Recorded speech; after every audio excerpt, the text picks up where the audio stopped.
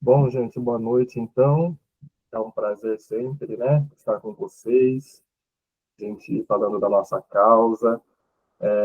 Esse departamento de serviço social, que foi um dos primeiros, né, a se reunir aqui online com a Jacirema, com a Marinês, que sempre desdobraram aí esforços para manter o serviço social aceso dentro da causa da fissura labiopalatina, e é sempre um presente, né, a gente se reunir aqui para trocar ideias sobre as associações, sobre a realidade.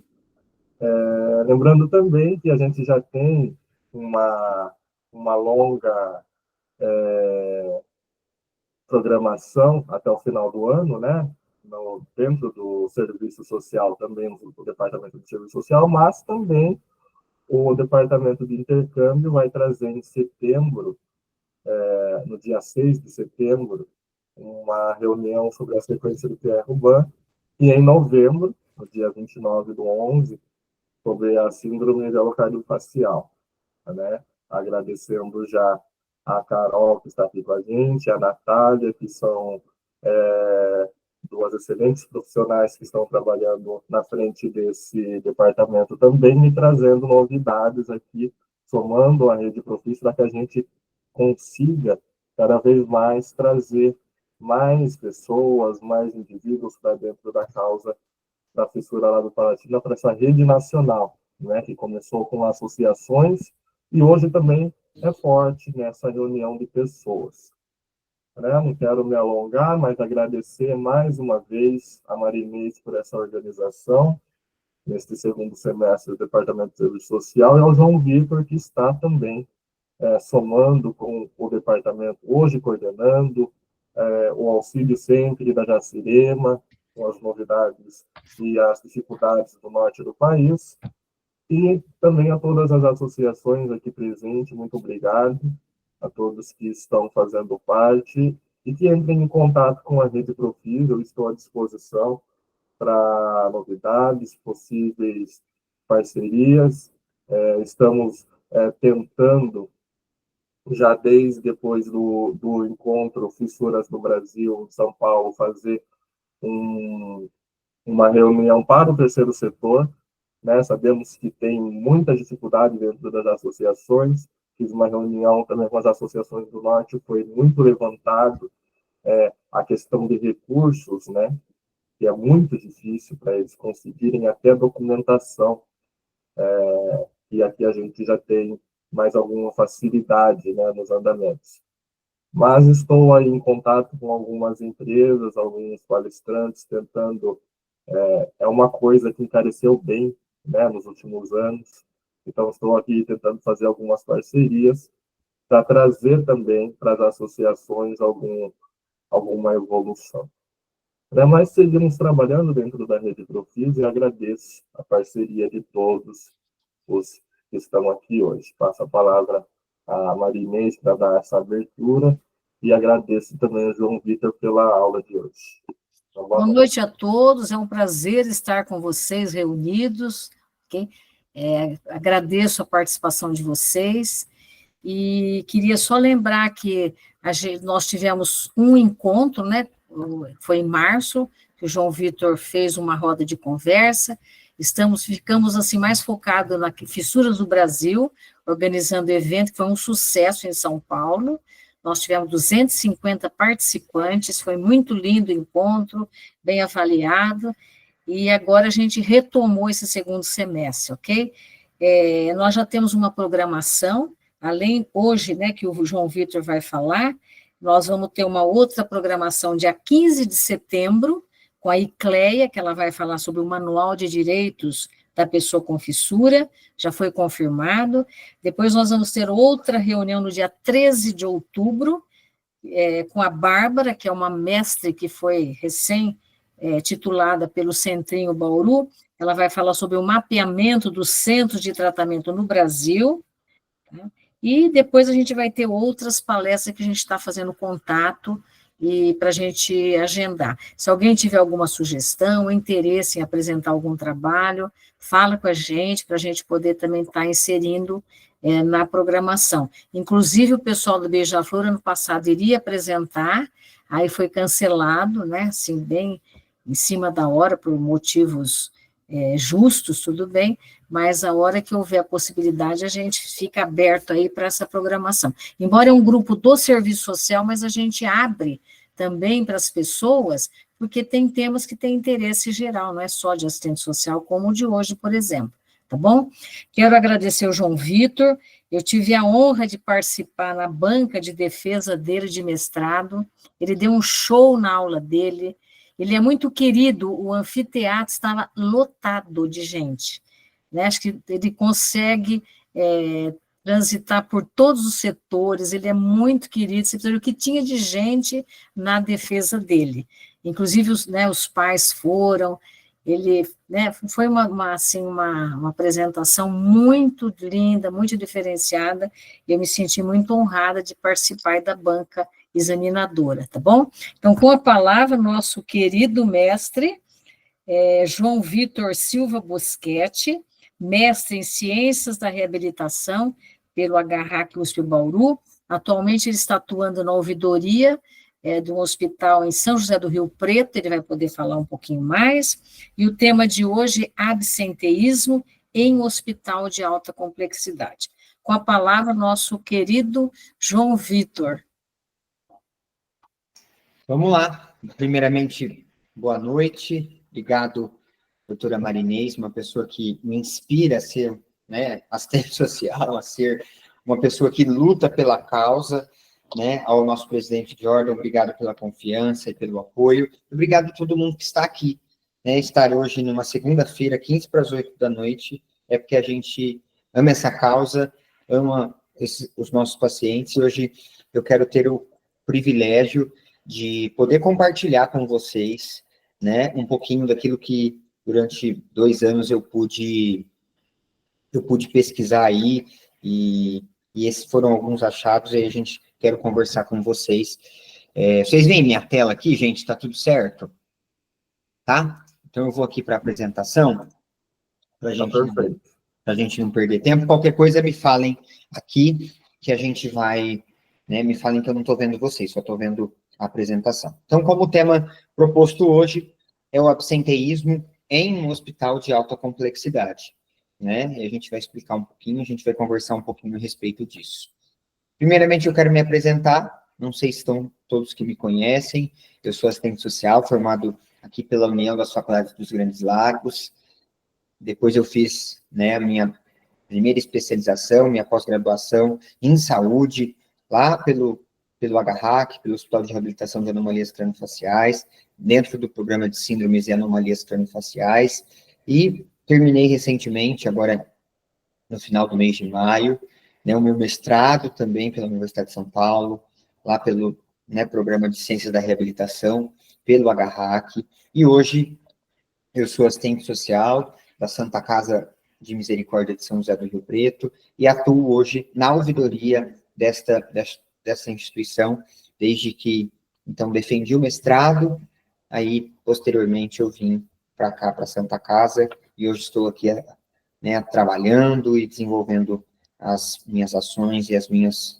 condutas. Hoje, estou um pouco mais distante da fissura enquanto profissão, enquanto, né, há pouco estava até falando que eu estava sempre acostumado, depois de 5 anos de centrinho, a gente, né, sempre está acostumado ali com a fissura, com síndromes e tudo mais. Agora eu estou voltando para né, para o mais amplo, mas a causa da fissura sempre vai ser uma inspiração, uma luta que eu vou carregar, né, como parte da vida, não apenas como profissão, mas como parte da vida pessoal, e isso faz parte da minha trajetória.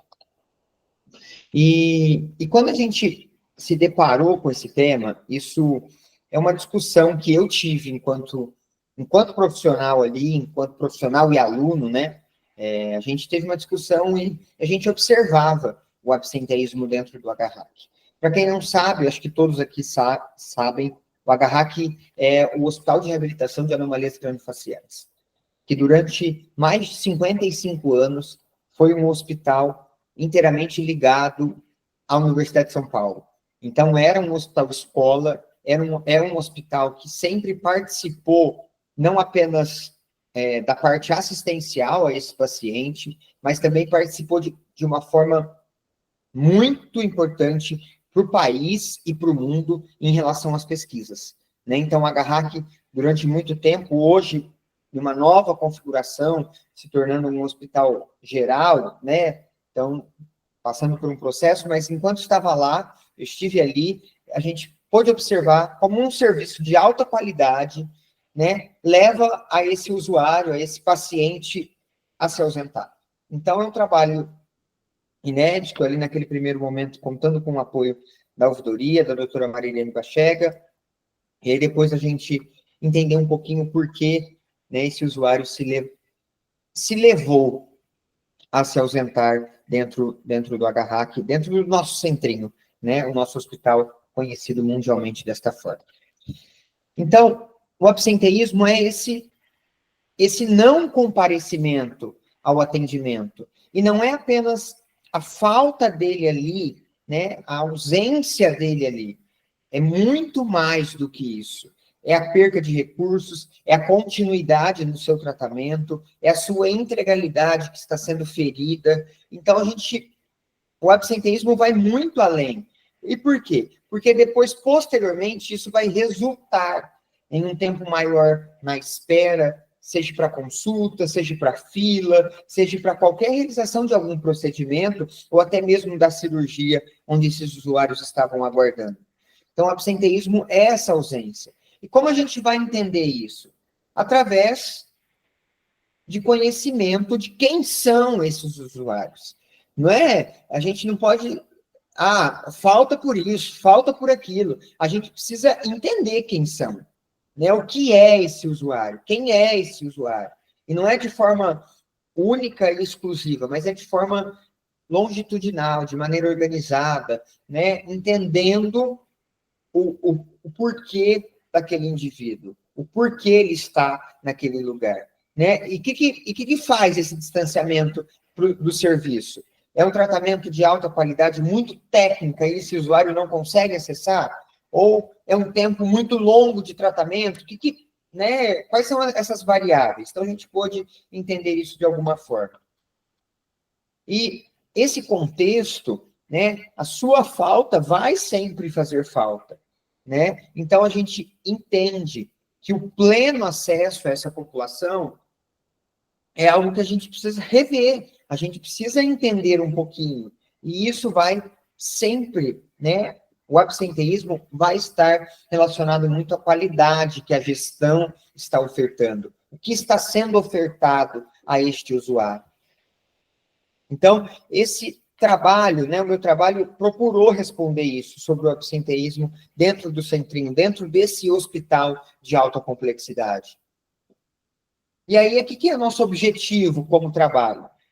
É descrever e comparar o perfil socioeconômico dos usuários não faltosos com o perfil socioeconômico dos usuários faltosos, para a gente entender e fazer uma comparação em dois grupos. Quem é quem e o porquê disso, o porquê desses usuários faltosos, o porquê desses usuários não faltosos. E dados, né, os dados foram apresentados de forma, né, à tona, e nosso trabalho está aguardando a aprovação e deve ser publicado em breve, mas são dados que chocaram, né, a gestão do hospital. Mas é importante falarmos um pouco do SUS.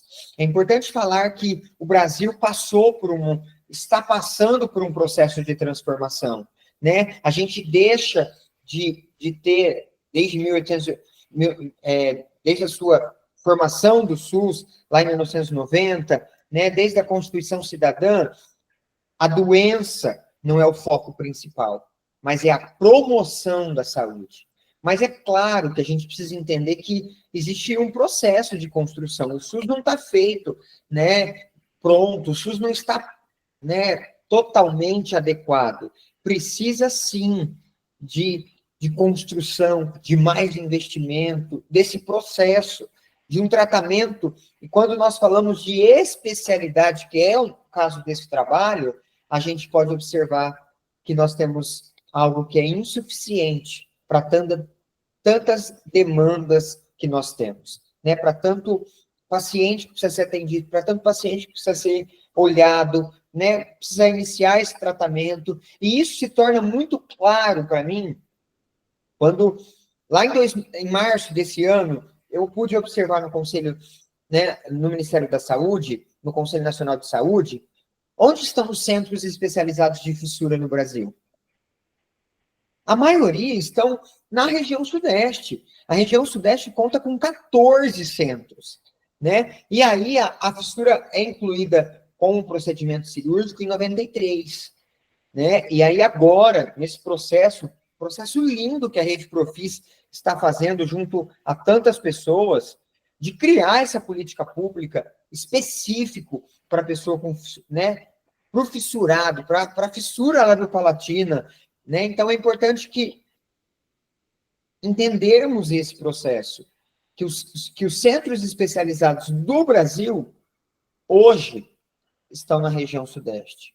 Ou seja, e a maioria, vale salientar que a maioria de todos esses centros, nós sabemos, dentro da nossa realidade, que não são todos que ofertam tratamento a esses pacientes. Então, é importante que a gente saiba disso também, que isso faz com que existe um distanciamento entre o usuário e entre a instituição, entre o seu tratamento, entre o seu processo de reabilitação e o lugar onde ele vai fazer isso, e o lugar onde é a sua residência. Então, isso é muito claro e muito notório dentro do HRAC e dentro disso. Então, essa ociosidade da capacidade instalada, nós precisamos dar uma resolução, nós precisamos entender essa demanda que esse usuário traz. Quando alguém falta lá num atendimento seu de serviço social ou de outra área, pode saber que alguma coisa está acontecendo. O usuário não se ausenta porque ele quer, não, mas é porque houve algum fator muito importante para que ele não possa comparecer a essas consultas ou a esses atendimentos. Então, a gente foi um trabalho que deu trabalho, porque foram 400 entrevistados, nós fizemos uma entrevista semi-estruturada, fizemos um levantamento de dados no prontuário destes usuários e uma aplicação do estudo social. Então, é um tripé, né? Junto a esses 400 usuários. Faz uma entrevista, levantamos dados no prontuário e nesse momento da entrevista, a gente faz uma aplicação do estudo social em 400 usuários. E 200 deles em tratamento ativo, né, que tem o tratamento ativo dentro do centrinho, mas que já tiveram 2 ou 3 faltas justificadas, né? Então, ele tem uma constante nas suas faltas, e isso é um termo do próprio Conselho Deliberativo que rege as regras e as ordenanças da instituição, né? Então, é a partir daí que a gente conseguiu caracterizar quem seriam esses usuários. E os outros 200 usuários é aqueles que, por sua vez, mantiveram o seu tratamento de forma regular, sem falta, sem justificativa, tá? Então, nós fizemos esse processo. E aí, como critério de inclusão, apresentar fissura de lábio, de palato ou lábio-palato, né, sem uma síndrome, não tendo essa fissura, né, sendo a fissura isolada, não associada com uma síndrome, está nessa faixa etária entre 18 e 35 anos, porque a gente quis observar o quê? Quem é este usuário? Porque antes de 18 anos, alguém o leva, né? A partir de 18 anos, a gente entende que ele mesmo procura o serviço. E apresentar pelo menos um estudo socioeconômico que já é aplicado dentro da instituição há alguns anos. Então, aí a gente fez esse recrutamento, né, observando quem eram esses usuários, e aí, ele deu um pouco mais de trabalho aí, né, o meu mestrado não durou apenas 2 anos, durou um pouco mais de 2 anos, por conta desse processo, Porque a gente marca, né, por exemplo, eu marcava que ele tinha que ter, né, passar comigo para ver se ele se enquadrava, se ele se aceitava em fazer parte da pesquisa. O que acontecia com esse usuário faltoso? Faltava. Então, foi um processo muito árduo, né, em fazer esse recrutamento, porque a gente não pôde marcar um atendimento exclusivo para a pesquisa, então você tinha que encaixar ali durante os outros atendimentos para ver se ele, né, consentiria e queria participar da pesquisa.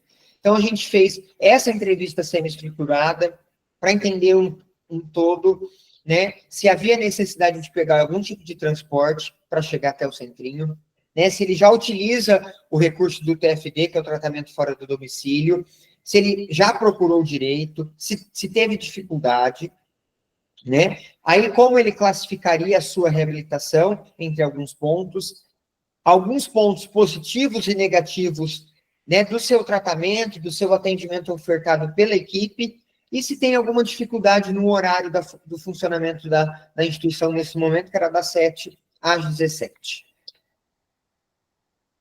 E aí, então, a gente aplica esse estudo social que eu tento aqui, de todas as formas, né, aplicar nos usuários, para a gente entender um pouco da realidade, para permear as nossas ações, as nossas atividades enquanto profissionais, que vai entender um pouquinho quem é este usuário, aonde ele está inserido, para a partir daí a gente ter as nossas demandas respondidas. Porque a gente não pode só entender, a gente precisa compreender aonde ele está inserido. A partir daí, né, o serviço social é esse elo invisível entre instituição e usuário e família. Então, o estudo social foi de uma extrema importância para a gente conhecer a realidade da onde esse usuário estava inserido. E aí a gente, né, fez isso, né, os dados, a gente converteu em porcentagem, depois aplicamos o teste quadrado para a gente entender um pouquinho o que seria diferente de um grupo para o outro, tanto do grupo faltoso, tanto do grupo controle. E aí a gente já vai partir para os resultados para a discussão. No grupo faltoso eu sempre vou tratar como GF, tá, pessoal? E o grupo controle como GC. No grupo faltoso, no GF, a maioria eram mulheres e a minoria eram homens. E no grupo controle, no GC, a maioria são homens e a minoria são mulheres, né? Então, a gente já pode observar aí algumas coisas que depois a gente consegue levantar de alguma forma.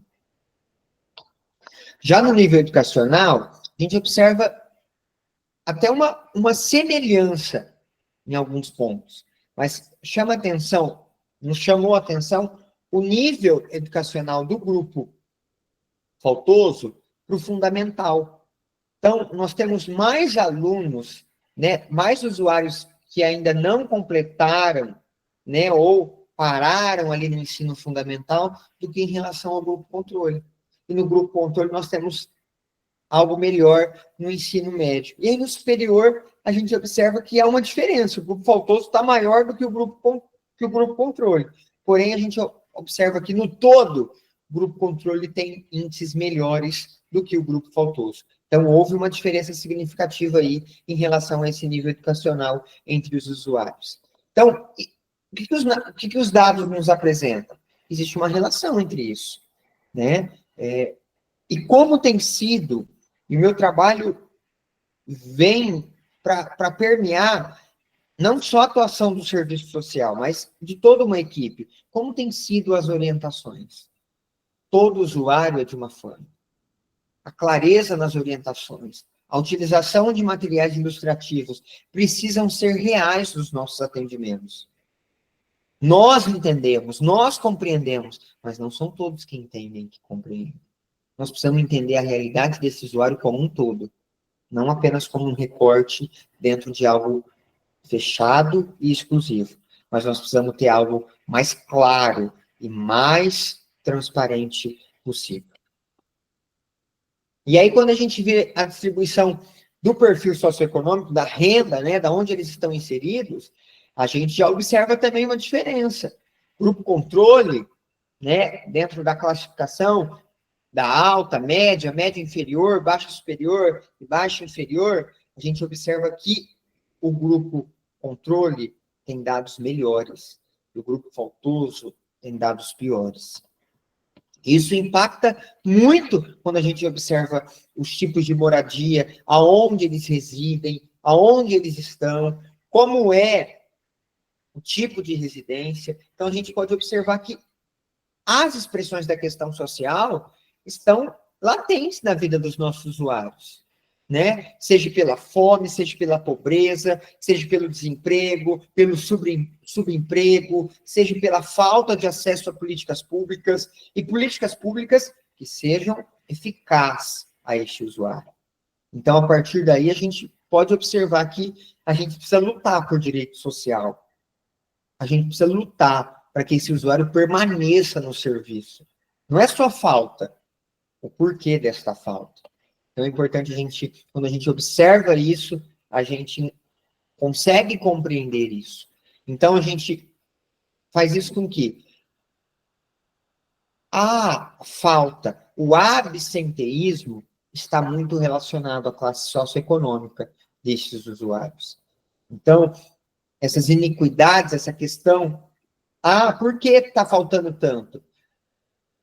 Porque o acesso não está sendo garantido. E isso se torna muito claro, gente, quando nós observamos outros estudos. Numa região sul do país, observa-se isso, que a desigualdade é fonte direta do acesso das populações. Então, a gente pode observar que essa dificuldade, esse processo junto aos usuários faz com que eles se afastem dos serviços.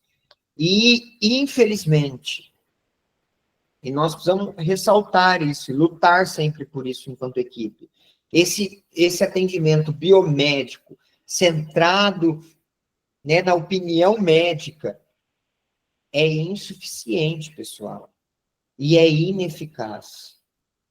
A palavra do médico não deve ser a última palavra. A palavra do médico deve ajudar e colaborar com as outras profissões. Porque o saber médico não vai abranger a totalidade desse usuário. O saber médico vai focar em algumas coisas, que às vezes pode ou não pode ser a sua totalidade. Então é importante que a gente saiba disso. E aí, quando a gente questiona por que eles faltaram, por que esses 200 usuários faltaram? Então, a gente pode observar que 55 deles tiveram dificuldade com o transporte. 46 deles tiveram também dificuldade com o agendamento da instituição. Alguns se ausentaram por conta do trabalho, não conseguiram justificar a sua ausência. Outros por outras doenças. Alguns porque não se recordam, outros por alguns problemas financeiros, outros relatam também outros motivos, seja por gestação, seja por estar recluso, estar fazendo uso de substância psicoativa, outras questões. Mas é importante nós olharmos e se atentarmos para esses 4 primeiros itens. Dificuldade com transporte, problemas com agendamento, trabalho e outras doenças. E aí a gente observa um outro dado que nos chama atenção. Um dado europeu. O inverso daquilo que a gente pôde observar nesse trabalho. No Reino Unido, 12%. Na Espanha, 13%. E na nossa realidade, 50% dos nossos usuários faltosos não tiveram ou acesso ao recurso, né, para chegar até no hospital, a chegar na instituição, ou não receberam informação sobre o seu agendamento. Isso é um dado importantíssimo que a gente precisa entender. Ele não está faltando, mais uma vez vou dizer isso, ele não está faltando aleatoriamente. E aí, isso mostra que a precarização da política pública brasileira é notória, é perceptível. A política se torna excludente, quando ela cria critérios de inclusão, quando a política cria condicionalidades para que esse usuário seja aceito numa política. Então, nós precisamos lutar sempre para ampliar o acesso e não para retroceder o acesso. A integralidade precisa ser algo que precisa participar do nosso trabalho. Isso não vai ser feito de forma imposta, mas vai ser feita de forma igualitária, de compartilhar, da gente produzir saúde. Isso vai afetar quem? O nosso trabalho. O nosso usuário também vai ser impactado. Claro, com certeza, mas o nosso trabalho também vai ser mais resolutivo, vai ser bem feito. Por quê? Porque um tratamento da fissura labiopalatina é um tratamento, como vocês sabem, longo, com várias cirurgias, muitos atendimentos, muitos retornos. Não é um tratamento curto e rápido. É um tratamento ao longo dos anos. E que, infelizmente, em alguns casos, o paciente vem até a óbito e ainda não consegue se reabilitar integralmente. Então, é importante que a gente faça esse processo de não deixá-lo excluído, mas de produzir saúde e de integrar ele dentro dos nossos serviços. E isso é outro dado muito alarmante.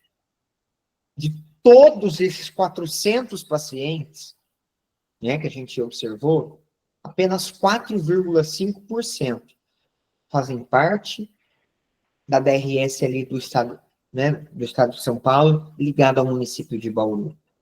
O restante, no GF, 97,5%, no GC, 98% não fazem parte. Isso mostra que os serviços estão muito longe destes usuários. Então, nós precisamos cada vez mais ter mais centros, mais pessoas atendendo os fissurados, né? Então, é importante isso. Quando a gente observa como eles conseguem vir, a maioria desses usuários utilizam o recurso do TFD, utilizam um recurso que é ofertado pelo seu estado, pelo seu município.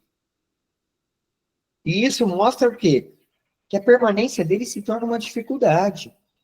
Isso volta a doença, volta aquilo que é uma política ineficiente. Então, a gente precisa de uma nova política, que seja específica, que não seja uma legislação tão ultrapassada. Ah, por que, João, você fala ultrapassada? Olha a portaria que regula o tratamento fora de domicílio. Ela é de 1999. Isso se torna algo... Olha os valores que, pela lei, são pagos a estes usuários. R$ 24, R$ 8, R$ 181, R$ 4,75. Então, isso se torna algo muito difícil para os nossos usuários dentro da nossa realidade. Isso mostra que o TFD, né, uma pesquisa que eu encontrei no Ceará, que o usuário teve a concepção que o TFD é uma caridade, é alguém que vai fazer uma boa ação para mim, mas não. É uma garantia de direitos que precisa ser feito. Mas não essa que está vigente. Em um Estado neoliberal que favorece mais o grande capital do que o pobre. Esse processo que está instaurado dentro do país de Estado mínimo, nós precisamos rever, gente. Isso não é benéfico aos nossos usuários, aos nossos serviços. A quem esse processo é benéfico? Nós precisamos pensar e refletir nisso. Então, no nosso estudo, nós observamos que 25% desses usuários que faltam é por conta disso. É pela sua questão de sobrevivência e da sua subsistência em um outro lugar, em um outro estado, em um outro município, onde ele precisa se dispor de alimentação, de hospedagem, de roupa, de medicação que depois vai comprar. Então, tudo isso faz parte desse processo. E aí o grupo controle fala, eu preciso terminar o meu tratamento, é a prioridade da minha vida, um hospital de qualidade, né? Tive o apoio da minha família. A gente observa que também é um grupo que não falta. E tanto um grupo, tanto o outro avaliam muito bem o hospital. Não tem uma condição de... não, eles avaliam o hospital bem, o seu tratamento como muito bom, a maioria. Isso é um dado muito relevante. Então, não tem a ver com o tratamento que está sendo ofertado, mas tem a ver como esse usuário está acessando a esse serviço. Olha no grupo, né, os pontos negativos desses grupos. A maioria, 74%, 78%, é um dado muito importante. Não relata ponto negativo. Né? Então, a gente pode observar que, olha o mau atendimento, que é um dado muito importante, apenas 3,5%. De 400 usuários, apenas 7 trouxeram essa demanda de mau atendimento. Então, é importante que a gente saiba disso também. Isso mostra que é um hospital de excelência. Isso é inegável. E eu torço e sempre, né, vou lutar para isso, para que o Centrinho continue olhando o usuário, olho no olho, olhando a família com equidade, não com exclusão. Esse é o SUS que eu defendo. Eu falei há pouco que eu estou hoje em um hospital geral de alta complexidade, e aí uma médica hoje me disse, João, você veio de um SUS que não é de verdade. Eu falei, doutora, com todo respeito, aquele SUS é o SUS que todos nós deveríamos ofertar aos nossos usuários. E um tratamento que é integral a este usuário, que não é algo único, mas é algo que é compartilhado, é algo que é construído de forma junto com o usuário, com a sua família, com a equipe, durante todo esse processo. Isso mostra que esses prejuízos vêm acontecendo dentro da instituição, e a gente pôde observar durante a pesquisa que poucas pessoas estão falando, né, o porquê do absenteísmo, estão entendendo do prejuízo, de como, né, o que isso está acarretando, mas a gente precisa entender o que é a realidade. Nós podemos, né, eu pude apresentar para vocês um pouquinho dessa realidade, uma realidade muito difícil a esses usuários, né? Há um processo de, não de inclusão, mas de afastamento dele do serviço. E aí isso mostra, né, uma necessidade de uma medida nova administrativa, né, a gente planejar uma ação, se no seu serviço isso também está acontecendo, entenda primeiro quem é esse usuário, antes de tacar a pedra, por que está faltando? Não, entenda por quê. Há um caminho que a gente precisa percorrer.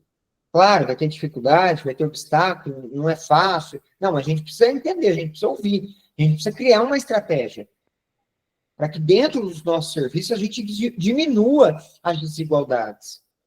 E que a igualdade, a equidade seja feita dentro dos nossos serviços. E aí, por fim, a gente pode observar que esse processo de entender quem é esse usuário nos mostrou e nos aquietou, lá naquela nossa aquietação. Quem é esse usuário? Por que está faltando? Porque o nível educacional vai interferir, a classe socioeconômica dele, aonde está a habitação, onde ele reside, como ele está acessando esses recursos, vão impactar diretamente.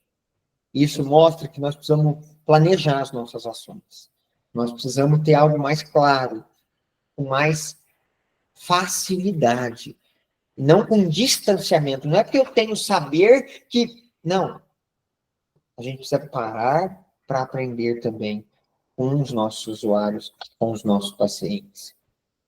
Então, a gente, né, observa isso, eu pude observar isso, é algo que a gente precisa enfrentar, é algo que a gente precisa entender, para que a partir daí a gente consiga criar alguma estratégia, algo que vai entender um pouco de que forma isso está acontecendo e o motivo desta ausência.